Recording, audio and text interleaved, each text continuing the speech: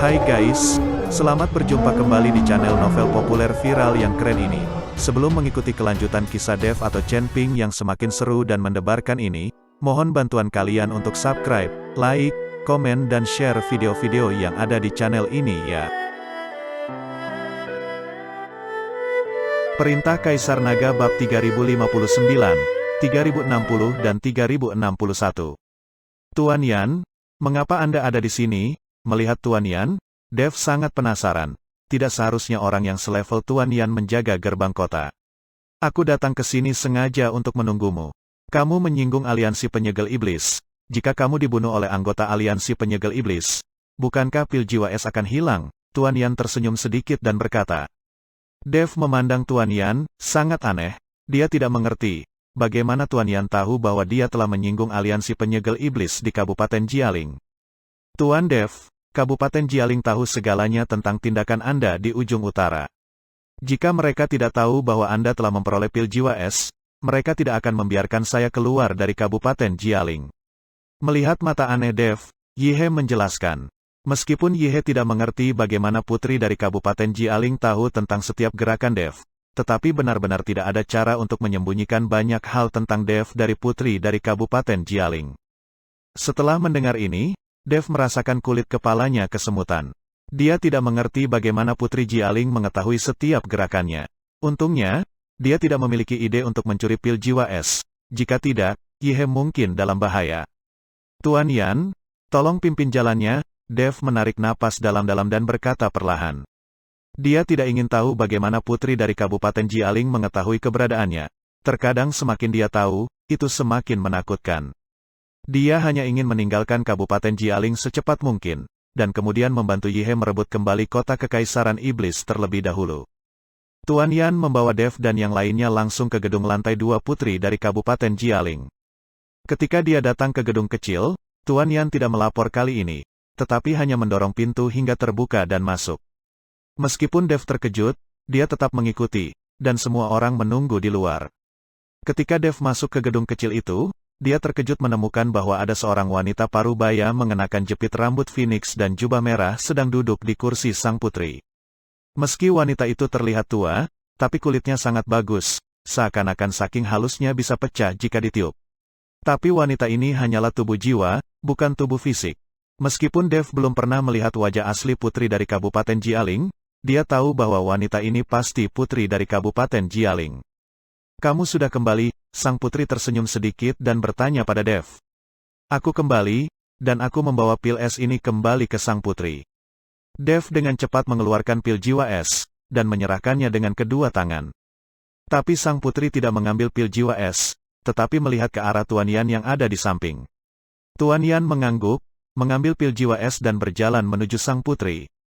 Saya menyarankan Anda, dan kali ini keinginan Anda akhirnya akan menjadi kenyataan. Tuan Yan menunjukkan senyum di wajahnya, dan berkata kepada sang putri. Mendengarkan kata-kata Tuan Yan, Dev tertegun sejenak ketika dia menatap mata Tuan Yan. Karena dia bisa melihat cinta sang putri dari mata Tuan Yan. Dan Tuan Yan ini tidak memanggil sang putri, tetapi memanggilnya dengan nama depannya. Apakah ini tidak salah?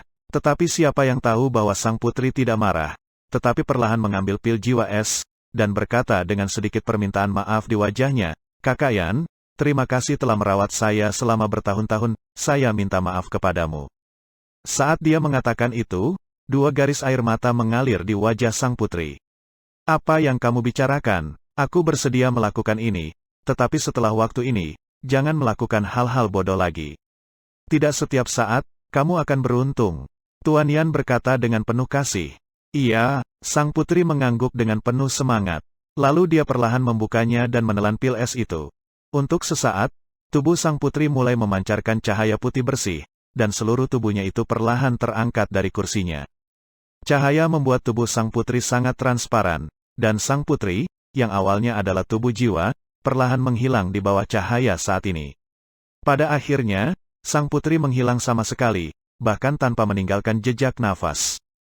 Ketika Dev melihat pemandangan ini, dia tertegun sejenak, dia tidak mengerti mengapa sang putri tiba-tiba menghilang.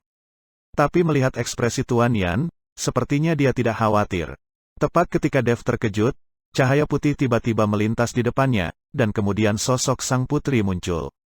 Tapi kali ini, sang putri bukan lagi jiwa, tapi orang yang hidup dengan darah dan daging. Penampilannya tidak berubah sedikit pun, bahkan pakaian di badannya masih sama. Wajah sang putri dipenuhi dengan kegembiraan yang tak terkatakan saat ini. Kakak Yan, saya benar-benar pulih, saya benar-benar memulihkan tubuh fisik saya. Sang putri sangat bersemangat, lalu berlutut ke arah Tuan Yan. Kakak Yan, jika bukan karena engkau menjaga dan merawatku selama bertahun-tahun, aku khawatir aku sudah lama mati, dan tentu saja aku tidak bisa membalas jasamu ini. Wajah sang putri penuh rasa terima kasih. Dev semakin bingung saat melihat sang putri berlutut di depan Tuan Yan, dia bingung. Dia tidak tahu apa yang sedang terjadi. Kuan Ju, jika kamu melakukan ini, saya akan marah. Tuan Yan bergegas maju untuk membantu sang putri berdiri.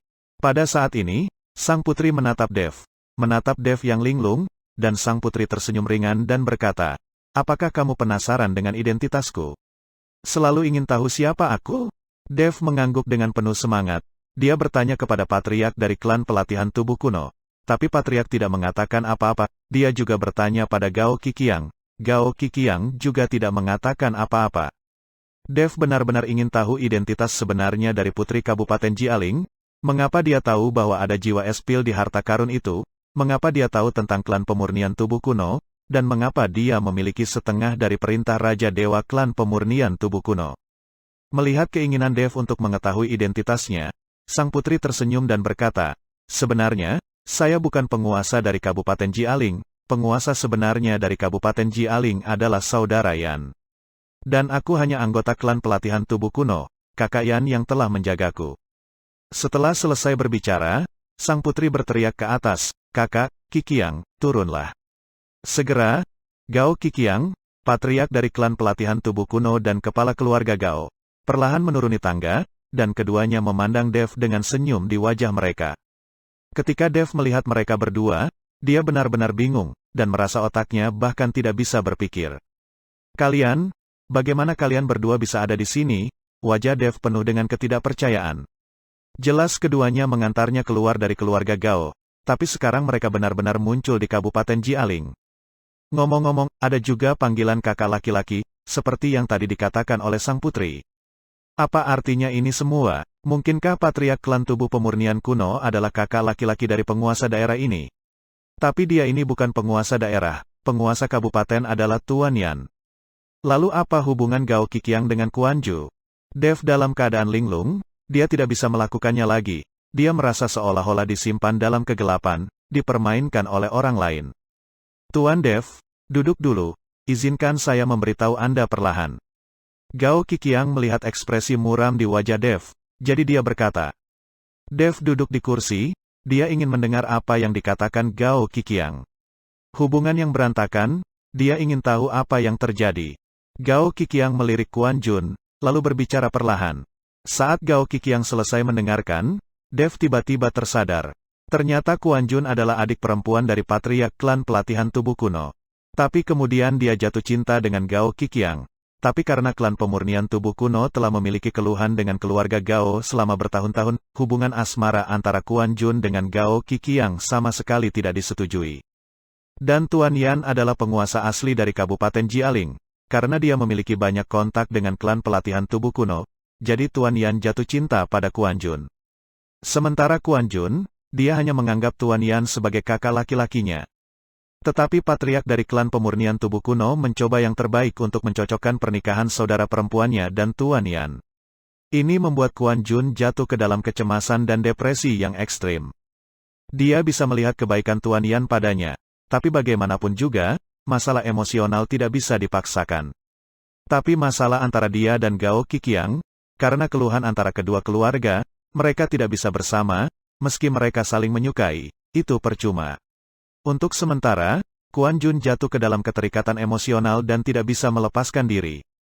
Pada akhirnya, dia benar-benar tidak tahan dan memilih untuk bunuh diri. Karena hanya dengan kematianlah semua penderitaannya akan berhenti, dan dia tidak akan diganggu lagi oleh hal-hal yang menyusahkan ini.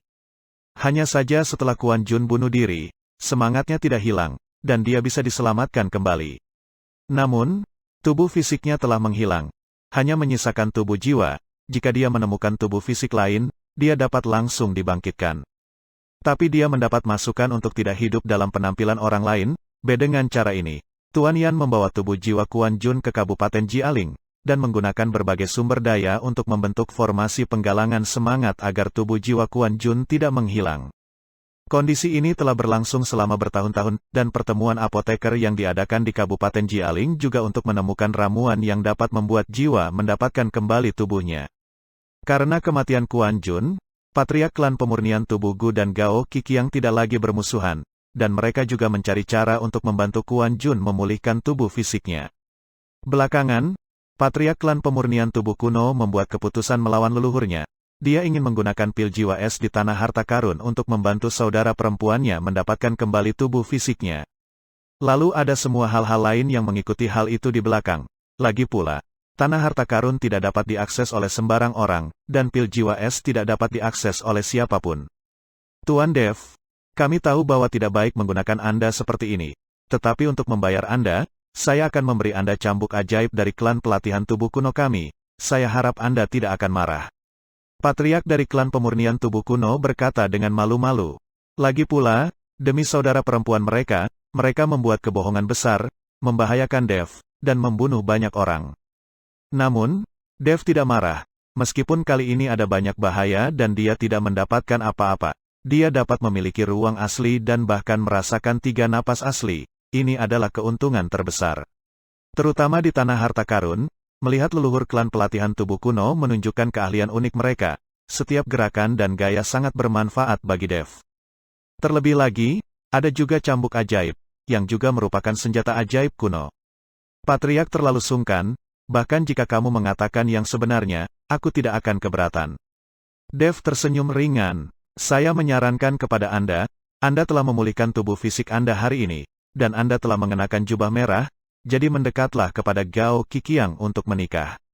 Dengan kakakmu dan aku sebagai saksimu, keluarga kita akan menjadi satu keluarga di masa depan.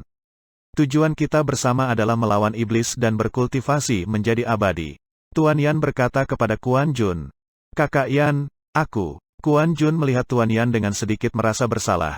Lagi pula, dia tahu apa yang dipikirkan Tuan Yan tentang dia. Seperti yang kamu katakan, aku adalah kakak laki-lakimu, dan kebetulan aku bisa menjadi saksi bagimu. Tuan Dev juga ada di sini hari ini. Biarkan dia memanggil teman-temannya untuk menyaksikan pernikahanmu bersama-sama. Tuan Yan berkata dengan bebas dan tanpa beban. Melihat ekspresi Tuan Yan, Dev tahu bahwa semua hal ini hanyalah pura-pura. Lagi pula, bagaimana mungkin ada lelaki yang rela, wanita yang dicintainya menikah dengan pria lain? Tapi terkadang, perasaan memang seperti ini. Mungkin melepaskan orang yang dicintai untuk menjadi milik orang lain juga bagian dari ungkapan cinta. Dev tidak berani membayangkan, jika itu adalah wanita yang disukainya, apakah dia bisa begitu ikhlas dan legowo? Kemungkinan tidak. Dev memanggil Gao Qilan dan yang lainnya masuk. Ketika Gao Qilan melihat kakak laki-lakinya, dia juga sangat terkejut. Ketika dia mendengar bahwa kakak tertuanya akan menikah, dia sangat terkejut sampai bola matanya hampir keluar.